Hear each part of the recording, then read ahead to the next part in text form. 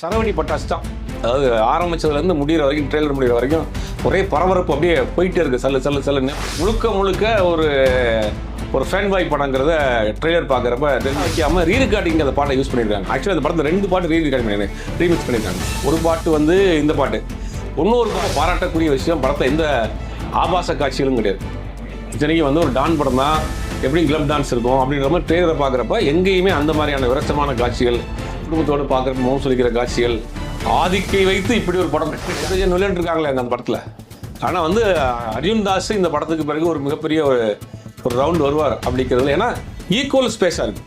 அஜித் அநேகமாக இந்த படம் ரிலீஸ் ஆன ஒரு வாரத்தில் அடுத்த படத்துக்கான அனௌன்ஸ்மெண்ட் கொடுக்க போகிறார். ஒரு 3 டேரக்டர் லிஸ்ட் இருக்கிறாங்க. அந்த தேதி தியேட்டரில் திருவிழா தான். அதாவது பொங்கல் அஜித் சொன்னாரே, தீபாவளி பொங்கல்லாம் என் படம் வர அன்னைக்கு தான் அப்படின்றது, அது இந்த படத்துக்கு நடக்கும்.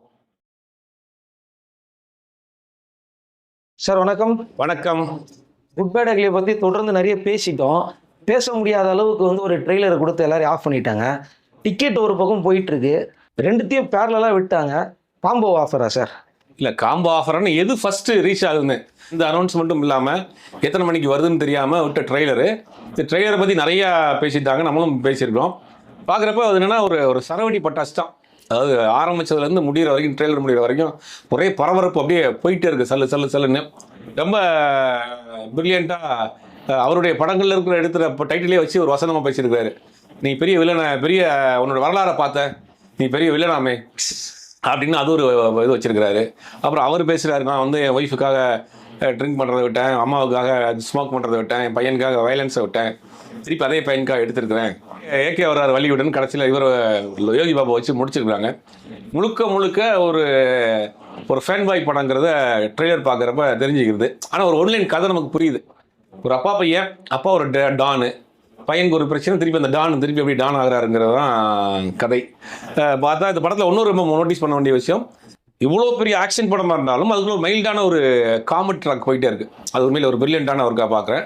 ட்ரெய்லர் பார்க்குற வரைக்கும் எதிர்பாராத ஒரு பாட்டை ரீமிக்ஸ் பண்ணி பிஜிஎம்மாக போட்டிருக்கிறாங்க. ஒத்தரு வாய்ந்தாரன் அப்படின்னு. அது கஸ்தூராஜா டைரக்ட் பண்ணி இளையராஜா மியூசிக்கில் வந்த படம். கிட்டத்தட்ட ஒரு 20 வருஷத்துக்கு முன்னாடி வந்த படம். அந்த பாட்டுக்காகவே படம் பெரிய ஹிட் ஆச்சு. அந்த பாட்டை என்ன பண்ணியிருக்காங்கன்னா, அது ஒரு பிரில்லியண்ட்டாக பாட்டை வைக்காமல் ரீரிகார்டிங் அந்த பாட்டை யூஸ் பண்ணியிருக்காங்க. ஆக்சுவலி அந்த படத்தில் 2 பாட்டு ரீமிக்ஸ் பண்ணியிருக்காங்க. ஒரு பாட்டு இந்த பாட்டு, இன்னொரு பாட்டு இந்த தொட்டு பேசுன்னு சுல்தானான ஒரு பாட்டு. அந்த பாட்டுக்கு என்னன்னா அர்ஜுன் தாஸே ஆடிருக்காரு. அஜித் நம்ம படத்தில் ஒரு வில்லனுக்கு ஒரு சாங்க்கு ஒரு ஸ்பேஸ் கொடுத்துருக்காரு. அது உண்மையில பெரிய ஆச்சரியமான விஷயமா இருக்குது. அந்த பாட்டு படத்தில் இருக்குது. இந்த பாட்டு ஒரு பிஜிஎம்மில் பயன்படுத்துகிறாங்கன்னு நினைக்கிறேன். படம் ஃபுல்லாகவே ஒரு வேலை அந்த வில்லன் வர்றப்பெல்லாம் அந்த சாங்கு பின்னாடி வர்ற மாதிரி ஒரு மைல்டான ஒரு டார்க் காமெடின்னு சொல்லுவாங்களே, அந்த காமெடி படம் ஃபுல்லாக இருக்கும். இது இந்த குழந்தைங்க மற்ற ஃபேமிலி ஆடியன்ஸை இது வரும். இன்னும் ரொம்ப பாராட்டக்கூடிய விஷயம், படத்தில் எந்த ஆபாச காட்சிகளும் கிடையாது. இத்தனைக்கும் ஒரு டான் படம் தான், எப்படி கிளப் டான்ஸ் இருக்கும் அப்படின்ற மாதிரி ட்ரெய்லரை பார்க்குறப்ப எங்கேயுமே அந்த மாதிரியான விரசமான காட்சிகள், குடும்பத்தோடு பார்க்குறப்ப மௌன் சொல்லிக்கிற காட்சிகள், ஆதிக்கை வைத்து இப்படி ஒரு படம் பண்ணியிருக்காங்க. ஆதிக்கினாலே ஒரு பிராண்ட் இருக்குது. அந்த மாதிரியான விஷயங்கள் தப்பான டயலாக்கும் மற்ற எதுவும் இல்லாமல் ரொம்ப டீசெண்டாக இருக்குது. எல்லா ஃபேமிலியோட பார்க்கக்கூடிய டீசெண்டாக இருக்குது. இந்த சம்மருக்கு ஒரு படமாக இருக்கும். சம்மருக்கு ஒரு ட்ரீட்டாக இருக்கும் இந்த படம். இதில் பார்த்தீங்கன்னா திரும்பவும் திரிஷா சொல்கிறாங்க, எங்கள் அப்பாவை காரில் தள்ளி விட்டார் அப்படின்னு சொல்கிறாங்க. அது மங்காத்தால தள்ளி விட்டதுமா ஒன்னம்மாமா இருக்காரு அவரு, நம்ம அப்படிதான் கேட்க வேண்டியது. ஒன்னம்மாமா அப்பா உயிரோட இருக்கிறாரு, காரம் தள்ளி விட்டாரு அப்படிங்கிற மாதிரி இருக்கு. ஏதோ ஒரு கனெக்ட் இருக்கு படத்துல. ஒரு படம், அந்த படத்துல மங்காத்தா அமர்கலம் மாதிரி ஒரு சீன் வருது ஓப்பனிங்ல. அப்புறம் மங்காத்தா மாதிரி ஒரு சீன்ல வராரு. அப்போ இவருடைய எல்லா படத்தையுமே ஏதோ ஒரு லிங்க்ல இந்த படத்துல கொண்டு முடிக்க போறாங்க. அது ஏதோ ஒரு பிரில்லியண்டான, எனக்கு தெரிஞ்சு தமிழ்நாட்டிலேயே முதல் முறையாக அந்த மாதிரியான ஒரு ஸ்கிரீன் பிளேவாக இருக்கும்னு நினைக்கிறேன். பழைய படங்கள் இருக்கக்கூடிய ஏதாவது ஒரு லீட் எடுத்து இந்த படத்தில் ஜாயின் பண்ணி முடிக்காது. ஸ்கிரிப்ட் வைஸில் ஏதாவது ஒரு புதுசாக ஏதாவது பண்ணியிருப்பாருன்னு நினைக்கிறேன். எனக்கு அப்படி தான் தோணுது இல்லை. பட் அதே ஒரு பிரில்லியண்டான ஒர்க்கு தான் அது. இல்லை, மலையாள வில்லனை கூட காட்டுறாங்க, பார்த்துருப்பீங்க நீங்கள், கன் எடுத்து ஜம்ப் பண்ணி விழுறது. இல்லை, வில்லன் ஒரு டஜன் வில்லன் இருக்காங்களே அந்த படத்தில்.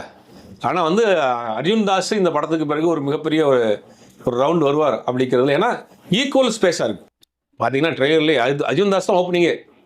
அப்படிங்கும் போது ஈக்குவல் ஸ்பேஸ் கொடுத்துருக்கிறாரு அஜித்துங்கிற போது உண்மையிலேயே பெரிய விஷயமா இருக்கு.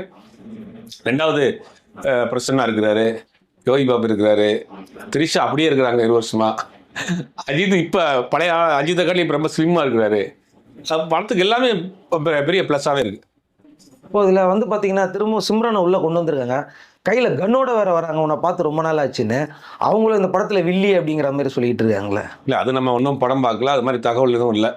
எனக்கு என்னென்னா அந்த வாலியிலேருந்து ஏதோ லீட் எடுத்திருப்பாங்களோ அப்படிங்கிற, அந்த வாலியில் இருந்த இன்னொரு டஃபண்டம் ஹீரோ இருப்பார், அவர் இங்கே ஏதோ ஒரு லீடில் கொடுத்துருப்பாங்க. ஏன்னா படத்தில் பார்க்குறப்ப பழைய படங்கள் ஏதோ ஒரு லீடு வச்சிருக்காரு மாதிரி தெரியுது. அப்போ வாலி, அமர்கலம், வங்காத்தா இந்த மாதிரி படங்கள் இருக்குது, ஏதோ லீடு எடுத்து அதுக்காக தான் சிம்ரனை பயன்படுத்தியிருப்பாங்களான்னு நான் நினைக்கிறேன். இந்த படத்துடைய பிஸ்னஸ் எப்படி சார் இருக்குது? ஏன்னா இந்த படத்துடைய டீசர் வரும்போதே பிஸ்னஸ் ரொம்ப வைடாக போயிடுச்சு அப்படின்னாங்க. பட் ட்ரெய்லர் வந்ததுக்கப்புறம் இன்னும் வைடாக இருக்கும்ல சார்? இல்லை, இன்றைக்கி நேற்று அந்த ட்ரெய்லர் வந்த பிறகு மெயின் ஸ்ட்ரீம் சேனலில் ஃப்ளாஷ் நியூஸ் போட்டுட்ருக்காங்க. நான் பார்த்து என்ன ஒரு சினிமா படத்துக்கு இவ்வளோ இம்பார்ட்டண்ட்டானு பார்த்தா அந்தளவுக்கு ஆடியன்ஸ் எதிர்பார்க்குறாங்க. அப்போ இப்போ ஒரு சேனல் இருந்தால் கூட அவங்க எதிர்பார்க்குறது தானே போடுவாங்க. பார்க்குறப்ப பார்த்தீங்கன்னா ஒரு தலைப்புச் செய்திகள் போட்டு 3 கட்டு, அண்ணாமலை ராஜினாமா செய்வாரா, குட் பை டைட்டில் ட்ரெய்லர் வந்திருக்கு, அந்த மாதிரி செய்திகளை வந்து தலைப்புல போடக்கூடிய அளவுக்கு இந்த படம் இருக்குது. யூடியூப் சேனல்லாம் டீகோட் பண்ணும், மெயின் ஸ்ட்ரீம் சேனல் டீகோட் பண்ணலாம் வீடியோ போட ஆரம்பிச்சிட்டாங்க. அந்த அளவுக்கு இந்த படத்துக்கு பெரிய பெரிய எதிர்பார்ப்பு. நீங்கள் புக் மை ஷோ சர்வரே இன்னைக்கு ஜாம் ஆகி போய் கிடக்கு. அந்த அளவுக்கு பார்த்தீங்கன்னா புக்கிங் வந்து வரலாறு காணாத அஜித் படங்கள்லேயே இந்த படத்துக்கு மிகப்பெரிய புக்கு. பிற அவருக்கு 3000 டிக்கெட்ஸுங்கிற மாதிரியான டிக்கெட் புக்கிங்கில் ட்ரெண்டிங்கில் போயிட்டு இருக்கு இந்த படம். அது மாதிரி இன்னும் எந்த படத்துக்கு இந்த மாதிரி ஒரு ஓப்பனிங் கிடையாது. ரெண்டாவது இந்த சம்மர் வெக்கேஷன், கரெக்டாக சம்மர் வெக்கேஷன் வருது. அஜித் ரசிகர்களுக்கு இந்த மாதிரி ஒரு படம், அஜித்தை கொண்டாடுற படம் வந்து ரொம்ப நாள் ஆச்சு. ஏற்கனவே விடாமுயற்சிகள் கொஞ்சம் மனம் தளர்ந்துட்டாங்க. அதனால் விடாத முயற்சி இந்த படத்தில் அவங்களுக்கு கை கொடுத்துருக்குனால ரொம்ப நிறைய ட்ரெய்லர் பார்த்தோன்னே என்கரேஜ் ஆகிட்டாங்க. அதாவது அடுத்த படம் இவர் தான் பண்ண போகிறாரு, அப்படி பண்ணணும் அப்படிங்கிற மாதிரி நேற்று ஃபுல்லாக கமெண்ட்ஸ் ஒரு 30,000 கமெண்ட்ஸ் கீழே வந்துருக்குது பார்த்தீங்களா? இல்லை, பண்ணுறதுக்கு வாய்ப்பு இருக்குது. அஜித்தை பொறுத்த வரைக்கும் ஏற்கனவே அவருக்கு 1 ஆனால் 3 ஃப்ரீ. அஜித்தை வச்சு ஒரு படம் பண்ணிங்கன்னா 3 படம் தொடர்ந்து பண்ணலாம். அவருக்கு செட் ஆகணும், ஜெல் ஆகும், ஆச்சுன்னா அந்த படம் அப்படி கண்டினியூ பண்ணுவாங்க. அது நல்ல விஷயம் தான். ஏன்னா ஒரு மாஸ் ஹீரோ வச்சு ஒரு படம் பண்ணிட்டு பல்ஸை பிடிச்சிட்டாங்கன்னு வச்சுங்க ஆடியன்ஸ் பார்த்து, அது அவங்க அடுத்தடுத்த படம் பண்ணுறதுக்கு அவங்களுக்கு ஈஸி. சிவாவாக இருக்கட்டும், நிறைய டேரக்டர்ஸ், ஹெச் வினோத்தா இருக்கட்டும், அந்த பல்ஸை பிடிச்சிடுவாங்க. பிடிச்சிட்டாங்கன்னா அடுத்து ஈஸியாக ட்ராவல் பண்ணி போகிறது. இப்போ அஜித் வந்து அநேகமாக இந்த படம் ரிலீஸ் ஆன ஒரு வாரத்தில் அடுத்த படத்துக்கான அனௌன்ஸ்மெண்ட் வருது, கொடுக்க போகிறார். அவர் 3 டேரக்டர் லிஸ்ட் இருக்கிறாங்க. அதில் முதலாவதாக ஆதிக் இருக்கிறார். ஆதிக்கே அறிவிப்பதற்கு வாய்ப்புகள் அதிகம்.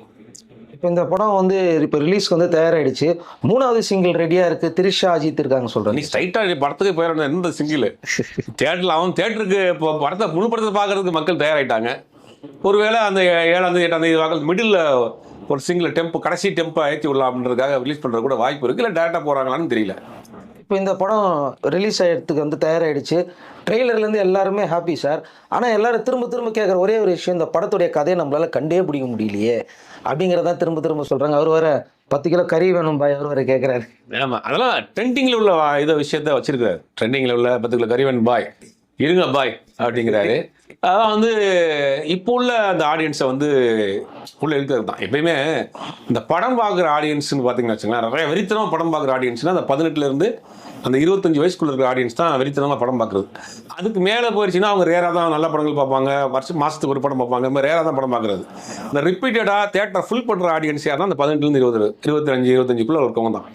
அப்போ அவங்க அடிக்கடி யூஸ் பண்ணுற சோஷியல் மீடியாவில் வரக்கூடிய விஷயங்கள்லாம் எடுத்து பண்ணிடுறாங்க. இப்போ அதை தொட்டு பேச சொல்லி தான் நான் பாட்டு கூட சோசியல் மீடியாவில் இன்ஸ்டாவில் அடிக்கடி அந்த பாட்டை போட்டு ரிலீஸ் பண்ணிட்டு இருப்பாங்க.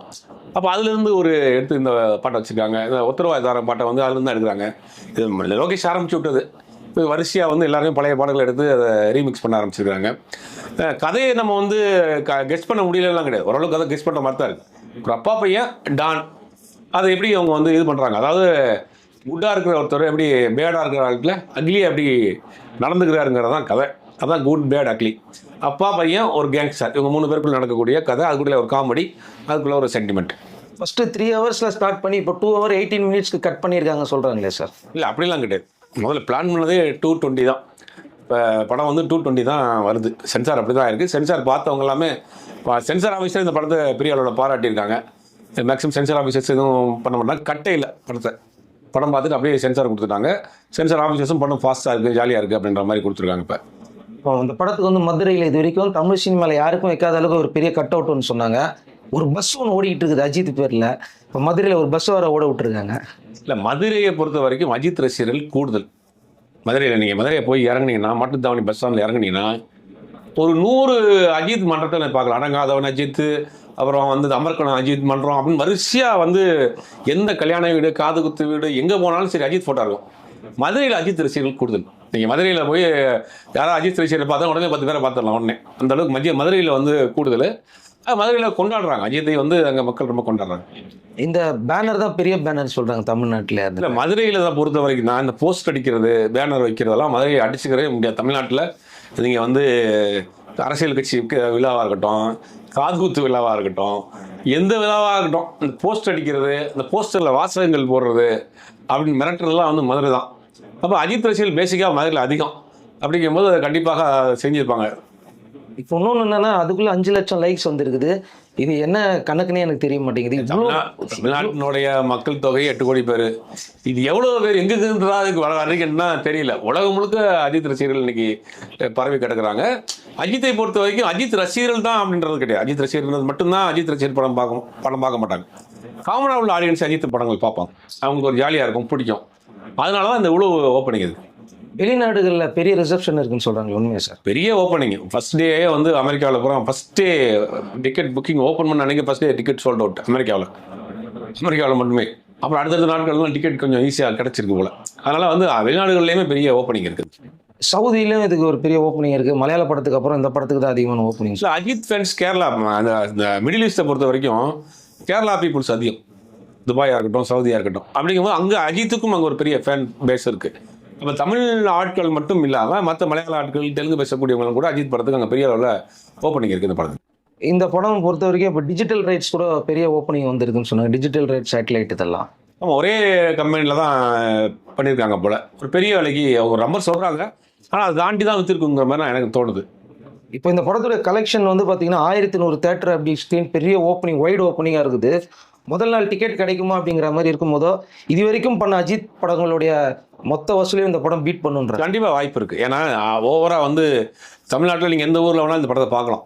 அப்படிங்கிற மாதிரி சின்ன சின்ன ஊரில் இருக்கக்கூடிய ஸ்க்ரீனில் கூட படத்தை ரிலீஸ் பண்ணுறாங்க. அது ஒன்று. ரெண்டாவது, படத்துக்கு மேலே மிகப்பெரிய எதிர்பார்ப்பு. ஆடியன்ஸ் ஒரு 3 நாள் படத்தை ஃபுல் பண்ணிட்டாங்க. சில கார்பரேட் கம்பெனிலாம் பல்காக டிக்கெட் வேறு புக் பண்ணி வச்சுருக்காங்க. அப்படிங்கும் போது ப்ரீ புக்கிங், ப்ரீ டேபிள் இதை இன்கமே அவங்களுக்கு பெரிய அமௌண்ட் வந்திருக்கு. அப்படிங்கும்போது இது வரைக்கும் இருந்த அஜித் படங்கள்லேயே ஒரு மிகப்பெரிய வசூலை கொடுக்குங்கிற நம்பிக்கை இருக்குது. பட் கண்டென்ட் இன்னும் கொஞ்சம் நல்லா இருந்ததுன்னா படம் சூப்பர் டூப்பர் கிட்டு. ஸோ அப்போ கண்டிப்பாக 10ஆம் தேதி ஒரு பெரிய பிளாக் பஸ்டர் இருக்குது. 10ஆம் தேதி தியேட்டரில் திருவிழா தான். அதாவது பொங்கல் அஜித் சொன்னாரே, தீபாவளி பொங்கல்லாம் வந்து என் படம் வர அன்னைக்கு தான் அப்படின்றது. அது இந்த படத்துக்கு நடக்கும். அந்த மாதிரி மக்கள் பெருசாக எதிர்பார்த்துட்டு இருக்காங்க. சரிங்க சார், படம் வரட்டும். இன்னும் நேரடியாகவே இன்னும் நிறைய விஷயங்கள் பேசலாம்.